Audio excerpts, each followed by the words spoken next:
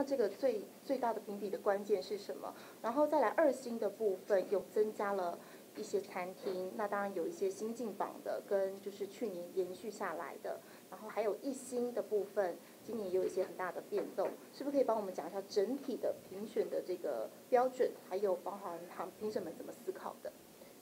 So we noticed that for this year, La Palais retained its 3-star, and then for the 2 stars and 1 stars on the list, we see some retainment of the restaurant, and some of them are new. Can you please explain to us broadly and generally about the style and the restaurant and what you think about the changes of 2018 to 2019?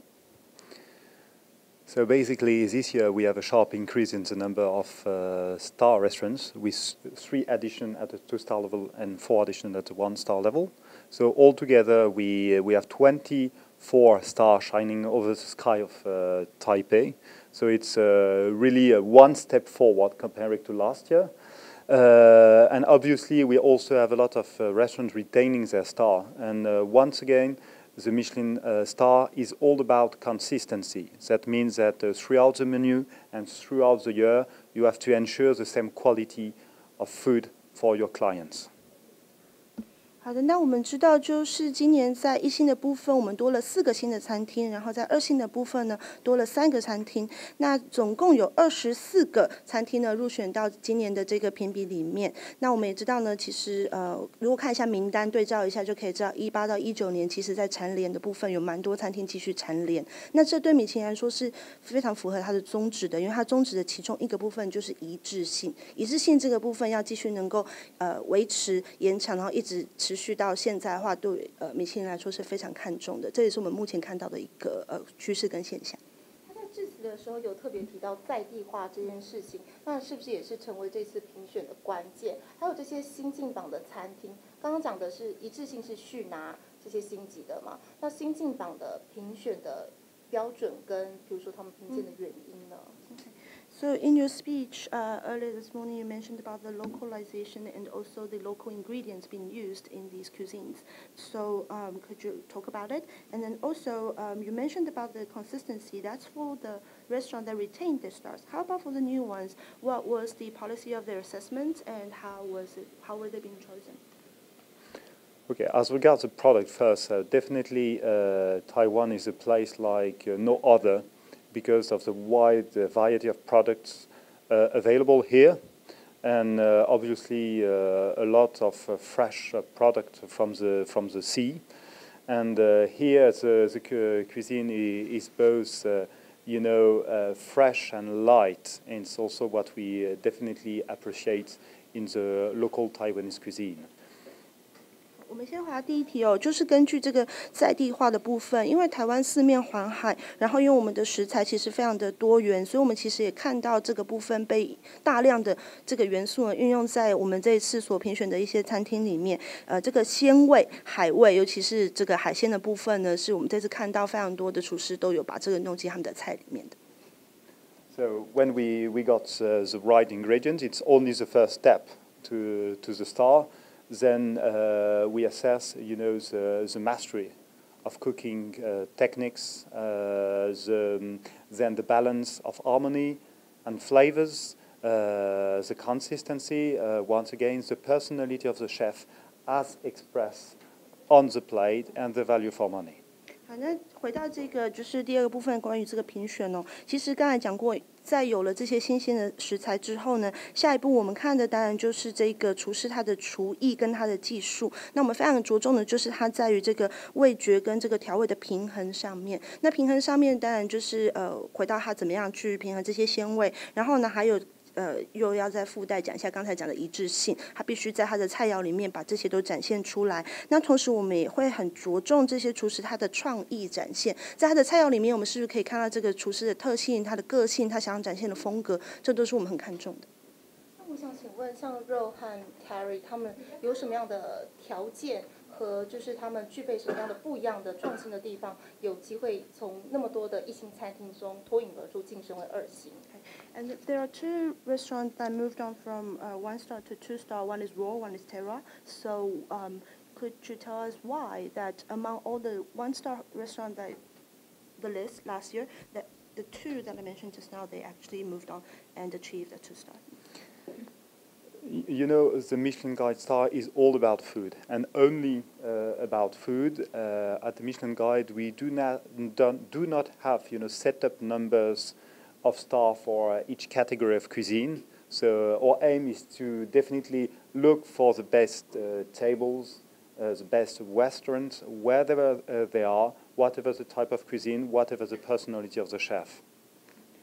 好的，那其实会就是总监这边并不觉得有特别说这两个餐厅做了什么而让他们往前进，从1星推进2星哦，应该是说对于整个米其林的指南来说，食物美食是最大的重点。也就是说，其实评选员他们在设定的时候，评选的时候，他们并不会特别设定说哪一个菜色应该有多少百分比，或是怎么样的菜系才能够入选。基本上只要是端上桌好吃美味，然后再符合就是那5个评选条件的话呢，他们就有机会晋升到更高的星等。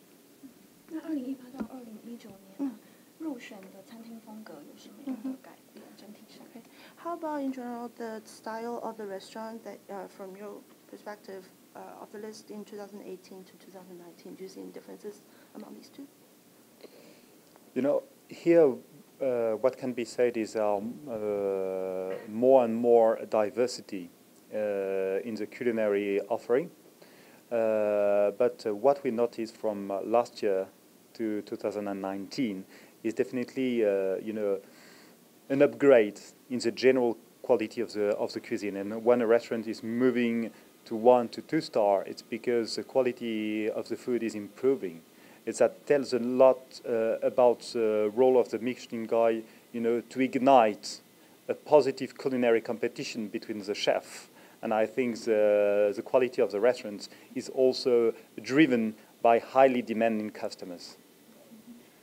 首先，我们看到一个蛮明显的趋势，就是我们发现菜肴方面变得更多元了。那第二个部分就是在整体品质的提升。从18年到19年，我们有发现了不只是反映在说星等上面1星到2星的一些餐厅的提升，我们也看到就是很多厨师他们处理食材上面或是他们选用的食材的这个品质有大幅的提升了。那以米其林指南的角色来说的话，我们其实就是希望透过这样的一个平等，然后鼓励一个正向的厨师们之间彼此的一个正向的竞争，然后让他们彼此去挑战彼此，然后去看谁可以想出一些更棒的菜肴，然后透过这样子呢，就可以带动就是整体的这个风格的转变，所以这是我们看到的一个差别。那就是去年我们就是不是今年必比登有多了一个夜市小吃的选项嘛？那我想问是今年有没有针对像他刚刚有说台湾是一个海岛型国家，很多海鲜，那他有没有特别是在今年的评比当中加入更多台湾元素来评选，比如说像我们有个巷弄美食等等的。Okay, so coming on to what you mentioned about the local ingredients and the variety of seafood that can be offered here in Taiwan. So since this year we have a list of the night market street food that's offered here. So would you want to talk about it and also the elements of Taiwanese cuisine that's being utilized here? The night market here is a unique feature of what Taiwan and Taipei can offer. So it's definitely of high interest for local people, of course, but I will say also for international travelers, because if you would like a truly authentic bite of the city, you have to go to those nice markets. That's the reason why we are, investing more and more, investigating to find the best places inside the night market to share the addresses with the foodies worldwide. 好，那如果大家就是总监这边提到，其实以这个夜市小吃或这种巷弄美食来说，其实就是台湾或者说台北的一个非常大的特色。那这个特色呢，不只是我们台湾人平常会去夜市吃小吃，国际观光客他们来到台湾，彼此都会告诉彼此说，一定要记得要去吃他们的夜市的美食，这就是来到台北非做不可的事情。那如果想要让观光客如果想要一个货真价实的在地体验，那一定就要走进巷弄里面，要走去夜市里面吃美食。这也是为什么今年的米其林指南特别把这一块也收纳进来，那也投资了非常多的人力，譬如说评选员，还有就是很多心力呢，在找寻这些巷弄里面，还有夜市里面哪边有美食可以让大家就是这个就享受的。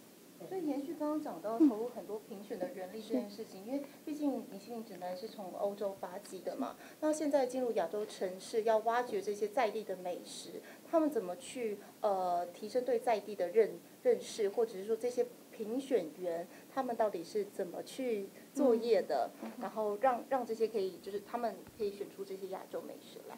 Since you mentioned about the investing a lot, for example, the inspectors and also looking into the street food and the gastronomy here in Taiwan or Asia. So we know that because this whole Michelin Guide concept comes from European countries. So how do the board of assessment and the inspectors, how do they gain their knowledge or get to understand what is the essential part of all these cuisine here in Taiwan or in Asia? So you know today we have a truly international team of inspectors. Worldwide, we have a team made of more than 15 different nationalities, speaking altogether more than 25 languages. So we have a broad knowledge and a wide range of expertise, including expertise in Chinese and Taiwanese food. 好，那回答一下就是关于评选员的部分哦。目前我们评选员来自世界各地，大概有15个国家，然后呢，光是语言就有25种语言，大家在这个交流当中，那他们的专才呢，跟他们的才能部分呢，也充分展现在这样子多元国籍的这个团队里面。那里面当然就包含对于这个中华文化、中华美食还有台湾美食有所认知的这样子的评选员。我想问的是，就是去年有提到说，就是评选员他们可能会去面包店问说，你们下班之后都去哪边用餐？就用这种比较特别的方式去找一些巷弄里面的餐厅。我想问一下，今年他们有没有用这样的更奇特的方式去找一些大家可能比较少知道的？So what we heard from last year is that the inspectors actually walked into valleys and go to bakeries, butcheries, asking where would you like to go for food after you get off from work. They ask the chefs, they ask people, lots of them. So that was a technique that was used, and that's what we heard last year. So how about this year when the inspectors explore what restaurants to assess? Is this also how they did it this year? It is true to say that the inspectors are, investigators, explorers. When we are looking for new places, we are gathering all possible source of information from the web to the word of mouth to all available data. We crisscross all that, and obviously we also have a strong network of information. And then at the end of the day, we have to test and to try, because we never list a restaurant, we never recommend a place without having testing it.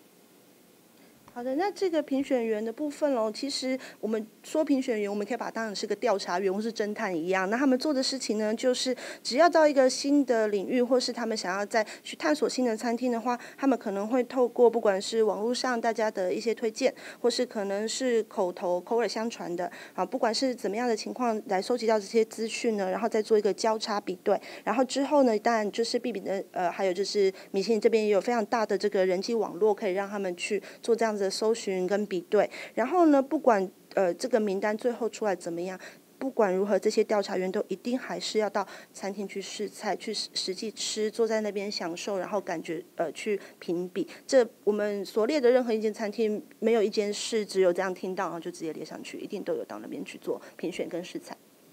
接下来大家还很关心是说，什么时候这个台北米其林指南可以从台北扩大到台湾的其他城市？And people are concerned and interested to know that when will the Michelin Guide move, expand not just Taipei, but then move on to other cities in Taiwan. Could you talk about that as well?